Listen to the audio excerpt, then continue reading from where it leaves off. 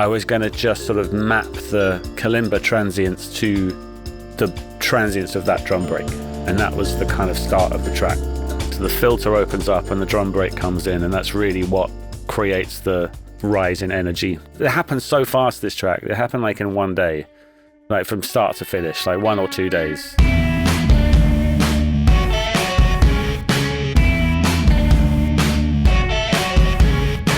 This episode is being supported by Tape It, the iPhone recording app made for musicians by musicians.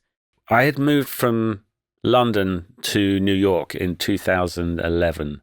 First day in my apartment, or very early on at least, I kind of set up a studio, which was really at the time just a Mac.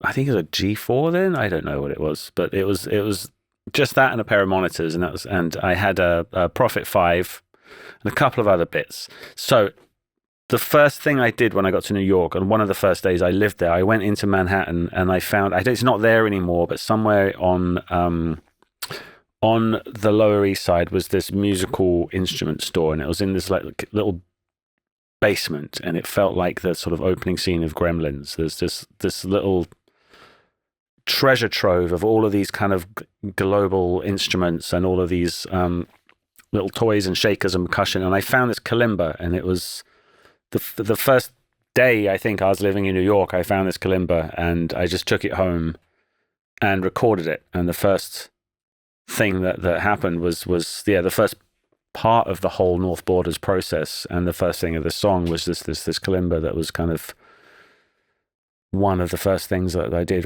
when I lived in New York. And wow. So a kalimba, that's an African kalimba, yeah, it was yeah, it's an African thumb piano. Yeah, so it's usually made by sort of kind of like hammered tines, so similar to like a Rhodes or a Wurlitzer, and you pluck it's a wooden board mostly with these little tines kind of nailed to it, and you pluck them with your thumbs.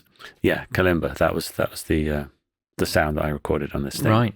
So could you maybe illustrate that on the track? You don't have the different parts, do you? But this is just the kalimba with, I don't have the actual original recording, but like that's the kalimba, and I was just the kalimba and a kick drum. And so that's a little sequence that you just kind of... Yeah, so I just kind of recorded a load of it, and then I just chopped up a couple of parts. But really what I was trying to do here initially was I had this drum beat, which was I sampled from a record that I found in a record store in Seattle, I think. So the whole idea of the track initially was to take this drum beat and loop it, and every transient of that drum break, I was going to edit the kalimba along to it. So rather than having things sequenced, I was going to just sort of map the kalimba transients to the transients of that drum break. And that was the kind of start of the track. So it was just the kalimba and that drum beat. And then the next thing that happened was sort of reharmonizing it, or rather harmonizing it. So I had a Prophet 5, which I bought as like the first piece of gear that I got in New York. There's a place in New Jersey called Third Wave Music, or Three Wave Music, Third Wave, I'm not sure. But yeah, I got this Prophet 5, and just like this, it had this thunderous low end to it. So it was just the kalimba and the drum break, and then this bass, those kind of three bass notes.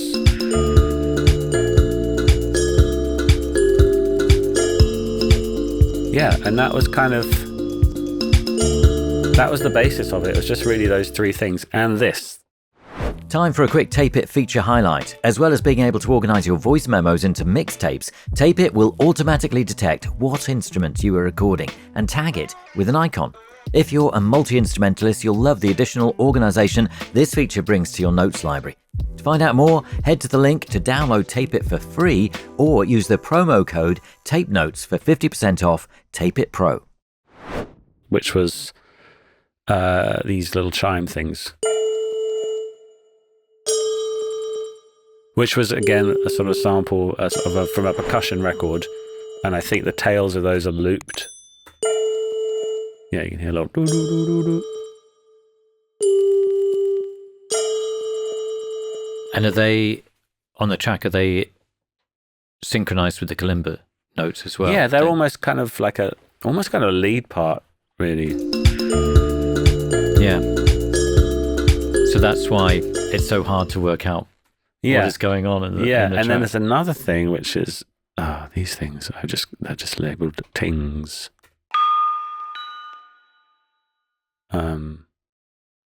Which again, it's like a sort of bell. I actually don't remember where that's from, but again, it's probably for the same percussion record that the other thing was from. That's really interesting. If we actually go to this little breakdown, this is where, because I actually kind of kept that drum break out until a little bit later. So because that's what I was going to say. Because like in the first half of the song, you don't really. It's not as frenetic as the drum break that you had. Yeah. I started with the drum break and the kalimba, but it doesn't actually enter the song until sort of much later on.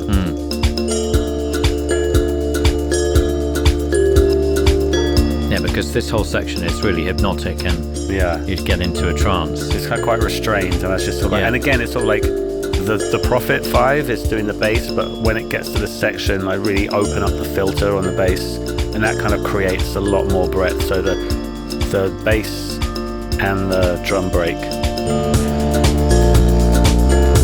so the filter opens up and the drum break comes in, and that's really what creates the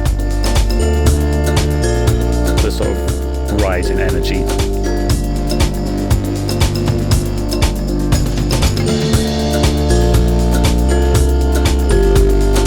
So there's not a load going on really, it's just the drum break and some other drums like a kick drum, the Prophet 5 on the bass, and then the kalimba sample and those kind of little chimes, a few fills and some other stuff, but mostly just.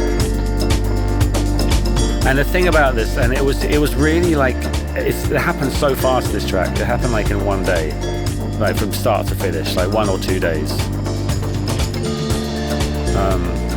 And I was having such a good time making it that I was kind of sad when it was done, because I was enjoying it, enjoying the process so much. That's really good. Yeah. How long did it take before you went to the shop, bought the kalimba, took it back to the apartment, recorded it? Was that all in the same day? That was all in the same day, right. Yeah, that all happened just in sort of one afternoon. Brilliant. Yeah. And then, like, I think by the end of the next day, the whole thing was done. Wow. Pretty much.